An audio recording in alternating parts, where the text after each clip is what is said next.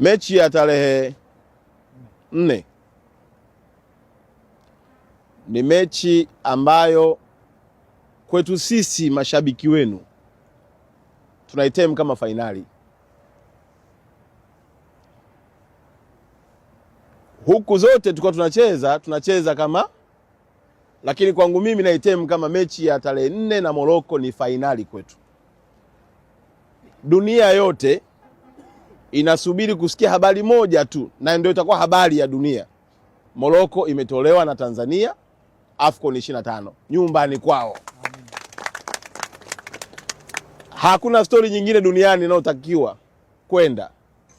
Hakuna habari nyingine ambayo wananchi wa Tanzania wangepaswa kuisikia, wala wachambuzi wa mipira kwenye viwanja vyote vya dunia hii, zaidi ya kwamba Tanzania imemtoa Morocco kwenye mashindano ya AFCON, tena nyumbani kwao. Haitajalisha nani amechukua kombe baada hapo, yani achukue kombe mtu yeyote, lakini story ni kwamba Tanzania ime knock out Morocco home ground.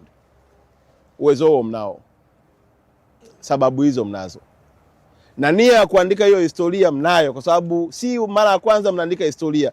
Juzi mmeandika historia ya kuingia kwenye 16 bora.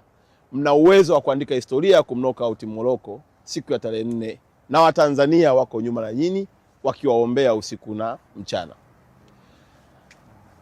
Na niombe kupitia fursa hii, niwaombe wa Tanzania, mashabiki wa Morocco watajaa uwanjani, na kwa taarifa nilizopewa ni kwamba mpaka sasa hivi tiketi zimeshaisha, na uwanja ule unabeba watu sio chini ya 65,000. Tafsiri yake ya kwamba tutakuwa uwanjani tumejawa na kelele na kila aina ya shangwe za watu wa Morocco.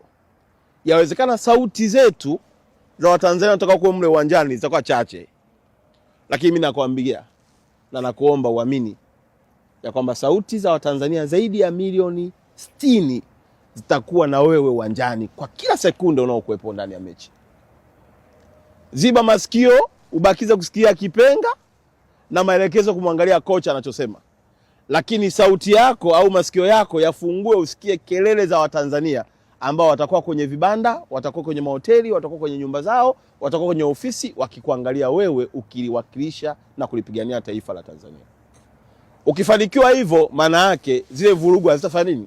Sio mpaka kuna zile tochi zao zile ndio kupiga kwenye macho, unahangaika hivi, ukapigiwa kelele hiki, ukafikiri labda kuna faulo hapo.